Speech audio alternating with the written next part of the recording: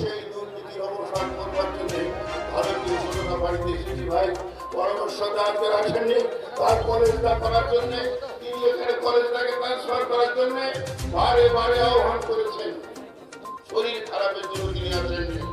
আমিও বলেছিলাম তৃণমূলের নেতাদের, আমি সস্তা তৃণমূলের 9 বছর সভাপতি ছিলাম।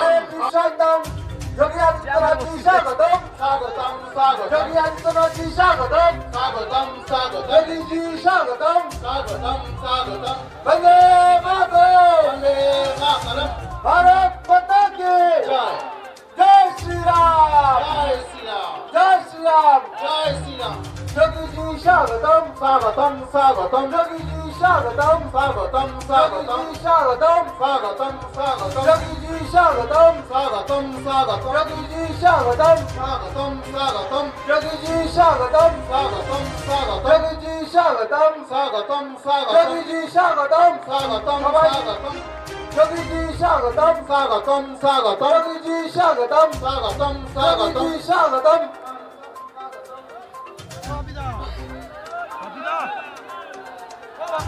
বাধা দিলে বাঁধবে, লড়াই লড়তে হবে। মায়ের ভাইয়ের চোখের জলের হিসেব নিতে হবে। বাধা দিলে বাঁধবে, লড়াই লড়তে হবে। নতুন করে সোনার বাংলা গড়তে হবে।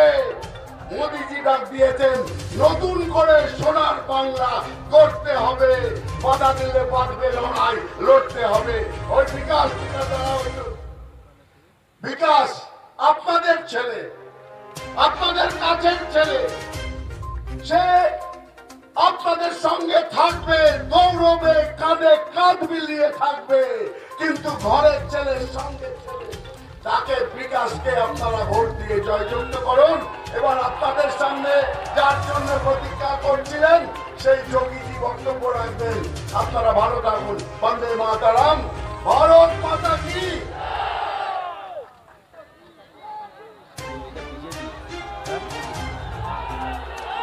তুমি কি অন্য কারোর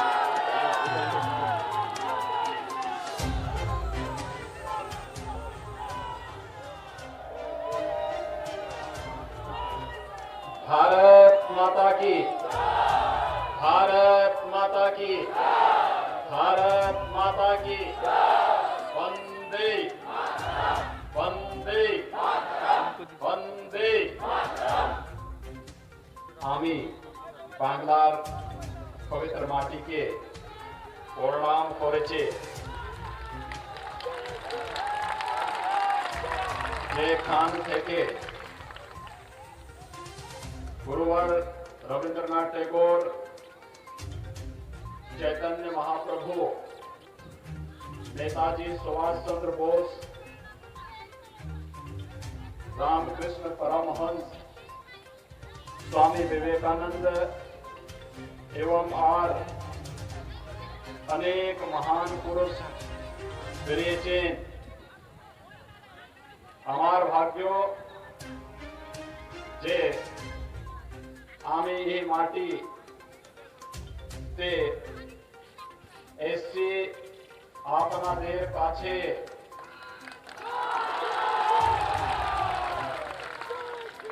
मंच पर उपस्थित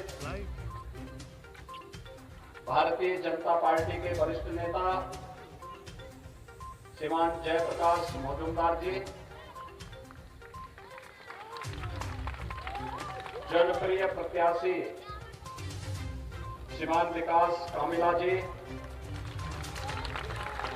श्रीमान अरुण जाना जी, कृष्णेंदु गैन जी, स्वरूप सुंदर मैती जी, श्यामा प्रसाद हल्दर जी, सत्यव्रत गिरी जी, मिलन कुमार दास जी, पलाश राणा जी, अशोक कोकायत जी, अरुण घुमिया जी, दिलीप जाना जी, असित मंडल जी, कैलाश चंद भुइया जी और यहाँ पर लोकसभा के प्रभारी के रूप में काम कर रहे श्रीमान सिंह गोस्वामी जी, भारी संख्या में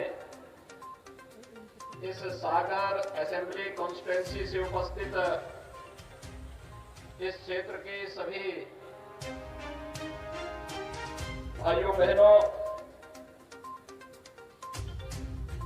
मैं मर्यादा पुरुषोत्तम भगवान श्री राम और भगवान श्री कृष्ण की धरती से रामकृष्ण परमहंस जी की और चैतन्य महाप्रभु की इस पावन धरती पर आपके बीच में आया हूं।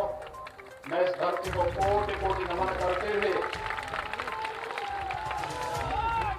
आप सबका हृदय से अभिनंदन करता हूं।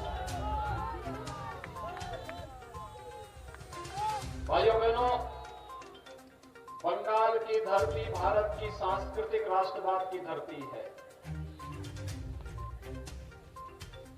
जब भी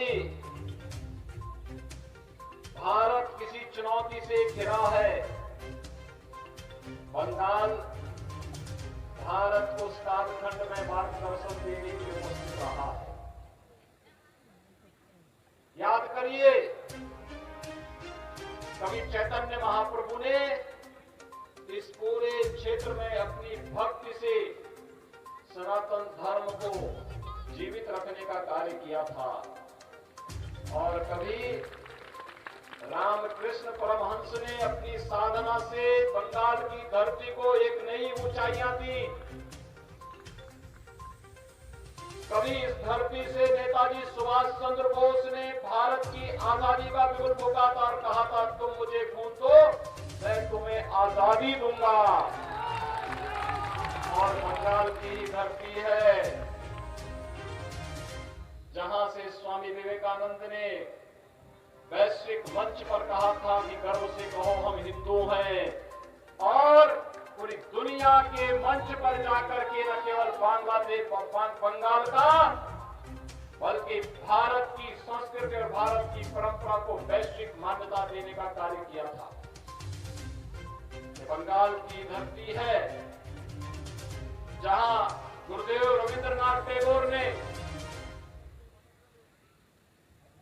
भारत का पहला नोबेल प्राइज प्राप्त किया था और भारत को राष्ट्रगीत देकर के पूरे भारत में आजादी के बाद राष्ट्रगीत के रूप में किसी की कृति को महत्व मिला था तो गुरुदेव रविंद्रनाथ टैगोर की कृति जनगण मन को मिला। और भाइयों बहनों, ये बंगाल की ही धरती है जिसने भारत को राष्ट्रगीत दिया वंदे मातरम के रूप में, जो भारत की आजादी का अमर गीत बन गया, जिसको गाते गाते हमारे क्रांतिकारी फांसी के फंदे पर झूल जाते थे, लेकिन विदेशी आक्रांताओं की, विदेशी फिरंगियों की गुलामी को उन्होंने स्वीकार नहीं किया। ये बंगाल की धरती है जहां से नेताजी सुभाष चंद्र बोस ने और डॉक्टर श्यामा प्रसाद मुखर्जी ने भारत की आजादी के बिगुल को एक नई ऊंचाइयां दी थी। और इसलिए बंगाल की धरती हमारे लिए अनेक प्रकार से पवित्र धरती है। ये धरती हमारे लिए इसलिए भी महत्वपूर्ण है कि सागर में मायापुर, नवद्वीप, दक्षिणेश्वर, कालीघाट, तारापीठ, बंक्रेश्वर और कपिल मुनि के पवित्र आश्रम इसी बंगाल की धरती पर है। हर भारतवासी जब यहां पर काली बाड़ी की काली माई का दर्शन करने के लिए आता है, अपने को धन्य धन्य महसूस करता है। और आज तो मुझे आपके बीच में आकर के इस चुनावी सभा के माध्यम से बंगाल की इस धरती को प्रणाम करने का एक अवसर प्राप्त हुआ है।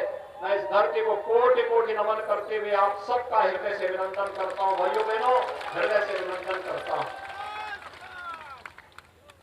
भाइयों बहनों, बंगाल की पीड़ा के साथ जुड़ने के लिए भारतीय जनता पार्टी आपके साथ खड़ी आई हुई है। बंगाल कभी भारत का समृद्ध राज्य माना जाता था। बंगाल कभी भारत का औद्योगिक राज्य माना जाता था। बंगाल की प्रति व्यक्ति आय भारत की प्रति व्यक्ति आय से अधिक थी, लेकिन धीरे धीरे करके पहले कांग्रेस ने, फिर कम्युनिस्टों ने और फिर आज टीएमसी ने बंगाल के उद्योगों को नष्ट करके यहां के नौजवानों को बेरोजगार कर दिया। आज बंगाल में उद्योग नहीं, लेकिन टीएमसी का भ्रष्टाचार का उद्योग फल फूल रहा है। टीएमसी के गुंडे किस तरीके से यहां पर अराजकता और गुंडागर्दी का माहौल पैदा कर रहे हैं, ये किसी से छुपा हुआ नहीं है। और यही कहने के लिए मैं आया हूं, अभी 8 दिन पहले भारतीय जनता पार्टी के एक विस्तारक की निर्मम हत्या यहां पर हुई है, और हम आपसे कहने के लिए आए हैं भाइयों बहनों, ज्यादा दिन नहीं, कुल मिलाकर के 40 दिन का समय है, और 40 दिन के बाद भी आप देखना कि 35 दिन के बाद उल्टी गिनती प्रारंभ हो जाएगी टीएमसी के गुंडों की, क्योंकि तब बंगाल के अंदर तब टीएमसी की सरकार नहीं, भारतीय जनता पार्टी की सरकार होगी, और इन सभी गुंडों को ढूंढ करके कानून के शिकंजे में डालने का कार्य किया जाएगा। और यही आश्वासन देने के लिए आज हम सब आपके बीच आए हैं। यहां पर न रोजगार की व्यवस्था दी, न नौकरी की व्यवस्था दी, उद्योग धंधे बंद हो गए। टीएमसी के गुंडे तोलाबाजी करके विकास के लिए आने वाले पैसे को जबरन हड़पने का काम करते हैं, और यहां की जनता विकास के नाम पर देखती रह जाती है। विगत वर्ष यहां पर एक साइक्लोन आया था, प्रधानमंत्री मोदी जी ने 1000 करोड़ रुपए की घोषणा यहां के लोगों को सहायता देने के लिए किया, लेकिन पैसा टीएमसी के गुंडों ने हड़प लिया। जनता के पास पैसा गया ही नहीं, रात पहुंची नहीं, सरकार ने जनता के सामने ये पहुंचने ही नहीं दिया। इसका मतलब टीएमसी का विकास में कोई रुचि नहीं। ममता दीदी पिछले 10 वर्षों से मुख्यमंत्री है, और भाइयों बहनों, मुख्यमंत्री के रूप में 10 वर्षों में उन्होंने बंगाल के अंदर कितने लोगों को मकान दिया है, प्रधानमंत्री आवास कितने लोगों को दिया है, ये पूछा जाना चाहिए। अकेले उत्तर प्रदेश में 4 वर्ष में भारतीय जनता पार्टी की सरकार ने 40 लाख गरीबों को एक आवास यूपी के अंदर दिया है। 1,38,00,000 गरीब परिवारों को निःशुल्क विद्युत के कनेक्शन दिए हैं। 1,35,00,000 गरीब परिवारों को रसोई गैस का निःशुल्क कनेक्शन दिया है। 2,61,00,000 गरीब परिवारों को एक शौचालय उपलब्ध कराया है। 6 करोड़ लोगों को आयुष्मान भारत में 5 लाख रुपए की स्वास्थ्य बीमा का, आरोग्यता का बीमा कवर उपलब्ध करवाया है। और भाइयों बहनों, 2,42,00,000 किसान परिवारों को 6,000 रुपए सालाना प्रधानमंत्री किसान सम्मान निधि देने का काम किया है। मैं पूछना चाहता हूं ममता दीदी से, आखिर ये लाभ बंगाल की जनता को क्यों नहीं मिल पा रहा है? अगर उत्तर प्रदेश की जनता को ये लाभ मिल पा रहा है, तो फिर बंगाल की जनता को ये लाभ क्यों नहीं मिल पा रहा है? कारण साफ है, टीएमसी की सरकार का लोक कल्याण में, जन कल्याण में, जनता के हितों पर कोई ध्यान नहीं है। ममता दीदी इस पे कोई रुचि नहीं लेती, उनका विकास में कोई रुचि नहीं। न हाईवे, न रेलवे, न एयरपोर्ट, न एम्स, न मेडिकल कॉलेज, ये कुछ भी दीदी नहीं बनने देगी यहां, क्योंकि दीदी को तो एक ही काम करना है। अब तो दीदी इस भगवे कपड़े से भी घबराने लग गई है। ममता दीदी को मालूम होना चाहिए कि भगवा भारतीय संस्कृति का प्रतीक है। आप सामने देख रहे होंगे भवन, और सामने एक और भवन, ये भी भगवे रंग से रंगे हुए हैं। ये भारतीय परंपरा की प्रतीक है। यही भगवा था जिसे लेकर के चैतन्य महाप्रभु भक्ति का गीत गा करके गली गली में जाकर के भक्ति का संदेश दे करके व्यापक जन जागरूक करके उस कालखंड में बंगाल को बचाने का काम किए थे। यही भगवा था जिस भगवे को पहन करके स्वामी विवेकानंद ने वैश्विक मंच पर जाकर के कहा था, गर्व से कहो हम हिंदू हैं, और हिंदू धर्म और संस्कृति की अलग दुनिया के अंदर लगाने का काम किया था। यही भगवा है। जब सूर्य देव उगते हैं, इसी भगवा लालिमा के साथ वह एक नई जीवंतता हमें प्रदान करते हैं, और यही तो भगवा है। जैसे हम जब अष्टमी के दिन मां काली की पूजा करते हैं, तो मां काली को भी यही हम अर्पित करते हैं, भगवा की परंपरा पर। और अब तो ममता दीदी को भगवा से भी चिढ़ हो गई, और वह भगवान राम से भी चिढ़ने लग गई है। अब वो कहती है कि जय श्री राम नहीं बोला जाना चाहिए। ममता दीदी को मालूम होना चाहिए कि उत्तर प्रदेश के अंदर भी एक सरकार थी, वह भी जय श्री राम के नारे को बैन करना चाहती थी। उत्तर प्रदेश की जनता ने उस पार्टी की जबान को बंद कर दिया है, और आज उत्तर प्रदेश के अंदर भारतीय जनता पार्टी की सरकार है। जब भी श्री राम के जय जयकार करने पे कोई सरकार रोक लगाएगी, तो जनता भाजपा को फिर सत्ता में लेकर के आएगी। और यही तो हम कहने के लिए आए हैं। बंगाल के अंदर हर एक ओर से एक ही आवाज आ रही है, और वह आवाज है कि भाजपा भाजपा भाजपा। मोदी जी के नेतृत्व में आज पूरा भारत एक भारत श्रेष्ठ भारत की परिकल्पना को साकार कर रहा है। आखिर इसी बंगाल की धरती पर तो डॉक्टर श्यामा प्रसाद मुखर्जी जी का जन्म हुआ था, और डॉक्टर श्यामा प्रसाद मुखर्जी ने इसी बंगाल की धरती से एक नारा दिया था, और वह नारा दिया था, एक देश में दो प्रधान, दो निशान, दो विधान नहीं चलेंगे। जब जम्मू कश्मीर के अंदर कांग्रेस की कुटिल नीति के कारण भारत के संविधान में धारा 370 जोड़ने की कुछ सी चेष्टा हुई थी, उसके खिलाफ किसी ने आवाज उठाई थी, तो बंगाल की धरती पर पैदा हुए महान सपूत डॉक्टर श्यामा प्रसाद मुखर्जी ने उसके खिलाफ आवाज उठाई थी। और भाइयों बहनों, डॉक्टर मुखर्जी के उस सपने को साकार करने का काम किया है प्रधानमंत्री मोदी जी ने और गृह मंत्री अमित शाह जी ने, जिन्होंने कश्मीर में धारा 370 समाप्त करके आज जम्मू कश्मीर के अंदर एक व्यवस्था बना दी है कि अगर 24 परगना क्षेत्र के नौजवान भी